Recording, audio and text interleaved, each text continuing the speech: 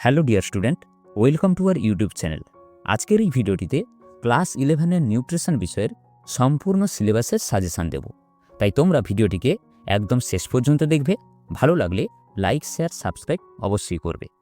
এই ভিডিওটিতে প্রত্যেকটি অধ্যায় থেকে গুরুত্বপূর্ণ কিছু 2 নম্বর, 4 নম্বর এবং 5 নম্বরের প্রশ্ন বাছাই করে অধ্যায় ভিত্তিক তোমাদের সামনে তুলে ধরা হয়েছে।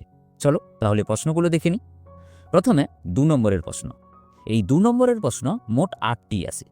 এর জন্য তোমাদের প্রথম অধ্যায় থেকে যে প্রশ্নগুলো দেখতে হবে সেগুলো হলো, ভিটামিনের যে কোনো 4টি বৈশিষ্ট্য উল্লেখ করো, একটি তেলে দ্রবণীয় ও একটি জলে দ্রবণীয় ভিটামিনের রাসায়নিক নাম ও অভাবজনিত রোগের নাম লেখো, সিউডো ভিটামিন ও অ্যান্টিভিটামিনের সংজ্ঞা ও উদাহরণ লেখো, তেলে দ্রবণীয় ও জলে দ্রবণীয় ভিটামিনের মধ্যে শোষণ ও তাপের প্রভাব সম্পর্কিত পার্থক্য লেখো, বন্ধ্যাত্ব প্রতিরোধী ভিটামিন কাকে বলে এবং কেন বলে, পিপি ফ্যাক্টর বলতে কী বোঝো, নিউট্রাসিউট্রিক্যালস কি, উদাহরণ দাও, প্রোবায়োটিক্স ও প্রিবায়োটিক্স বলতে কী বোঝো।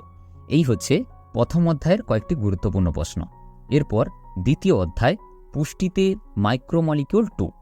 প্রথম প্রশ্ন, ম্যাক্রো ও মাইক্রো উপাদান বলতে কী বোঝো, ক্যালসিয়াম ও ভিটামিন ডি এর সম্পর্ক কী, খাদ্যে আয়োডিনের উৎস ও অভাবজনিত ফলাফল উল্লেখ করো, দেহে জলসাম্য রক্ষায় যে কোনো একটি অন্তঃক্ষরা গ্রন্থির ভূমিকা উল্লেখ করো, জলসাম্য রক্ষায় বৃক্কের ভূমিকা কী, মানবদেহে লৌহ ও ক্যালসিয়ামের প্রয়োজনীয়তা উল্লেখ করো, মানবদেহের পুষ্টিতে সোডিয়ামের ভূমিকা কী, ধনাত্মক ও ঋণাত্মক জলসাম্যের প্রভাব উল্লেখ করো, মানবদেহে ক্লোরিন ও ফ্লোরিনের আধিক্যে কী প্রভাব পড়ে, হাইপোক্যালসেমিক টিটেনি বলতে কী বোঝো, লোহার একটি উদ্ভিজ্জ ও একটি প্রাণীজ উৎসের নাম লেখো, দুটি ইলেকট্রোলাইটসের উদাহরণ দাও।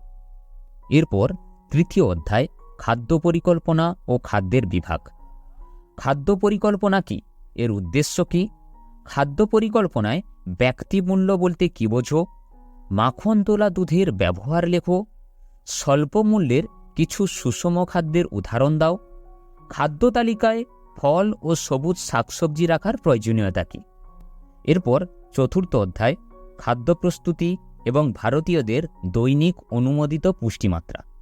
প্রথম প্রশ্ন, ফাস্ট ফুড ও জাঙ্ক ফুডের মধ্যে পার্থক্য লেখো, রান্না করার সময় শাকসবজির পুষ্টিমূল্য কিভাবে বজায় রাখবে, খাদ্য প্রস্তুতির সময় পুষ্টিমূল্য অপরিবর্তিত রাখতে কোন কোন সতর্কতা অবলম্বন করা জরুরি, সুষম খাদ্য বলতে কী বোঝো, একজন প্রাপ্তবয়স্ক ব্যক্তির স্বল্প মূল্যের সুষম খাদ্য তালিকা প্রস্তুত করো, গাঁজানো বলতে কী বোঝো, রেফারেন্স ওমেন বলতে কী বোঝো, বুলিমিয়া নার্ভোসা রোগের স্বরূপ উল্লেখ করো। তো এই হলো মোট 2 নম্বরের প্রশ্ন। এরপর আসি 5 নম্বর প্রশ্নগুলো নিয়ে। এই 5 নম্বরের প্রশ্ন মোট 3টি আছে। এর জন্য তোমাদের প্রথম অধ্যায় থেকে যে প্রশ্নগুলো দেখতে হবে সেগুলো হলো, প্রথম প্রশ্ন, ভিটামিন B12-এর রাসায়নিক নাম ও পৌষ্টিক গুরুত্ব উল্লেখ করো, অ্যান্টিঅক্সিডেন্টের সংজ্ঞা ও মানবদেহে এর ভূমিকা উল্লেখ করো, চোখের দৃষ্টিতে ভিটামিন এর ভূমিকা উল্লেখ করো, ভিটামিন সির অভাবে রক্তাল্পতা হয়, উক্তিটির যৌক্তিকতা লেখো, নিউট্রাসিউট্রিক্যালস বলতে কী বোঝো তা 2টি উদাহরণের মাধ্যমে দেখাও, মাছের তেল থেকে প্রাপ্ত ফ্যাটি অ্যাসিডকে কার্যকারী খাদ্য বলে কেন। এরপর দ্বিতীয় অধ্যায় পুষ্টিতে মাইক্রোমলিকিউল 2। প্রথম প্রশ্ন, জলসাম্য কি, ধনাত্মক ও ঋণাত্মক জলসাম্য বলতে কী বোঝো, শূন্য জলসাম্য কি, মানবদেহে জলের ভূমিকা কি, জলসাম্য রক্ষায় বিভিন্ন প্রভাবকের ভূমিকা উল্লেখ করো, ফ্লোরিনকে দ্বিমুখী তলোয়ার বলে কেন, লোহার শোষণ ব্যাহত হওয়ার গুরুত্বপূর্ণ কারণগুলি লেখো। এরপর তৃতীয় অধ্যায় খাদ্য পরিকল্পনা ও খাদ্যের বিভাগ।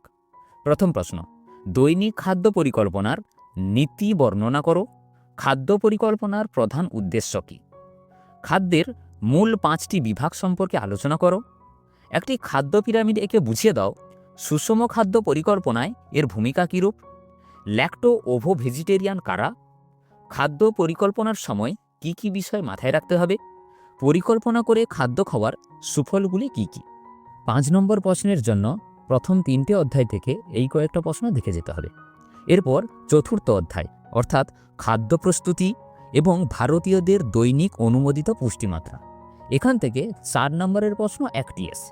এর জন্য তোমাদের যে প্রশ্নগুলো দেখতে হবে, প্রথম প্রশ্ন, যে কোনো 4টি পদ্ধতি উল্লেখ করো যার দ্বারা খাদ্যের পুষ্টিমূল্য বৃদ্ধি করা যায়।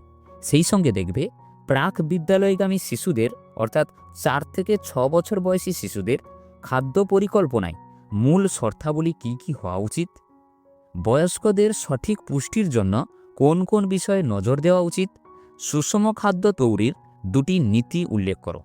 3 নম্বর প্রশ্ন, বয়স্ক মানুষদের কোষ্ঠকাঠিন্য দূর করার জন্য তাদের খাদ্য তালিকায় কী কী রাখব, অ্যানোরেক্সিয়া সম্পর্কে ধারণা দাও।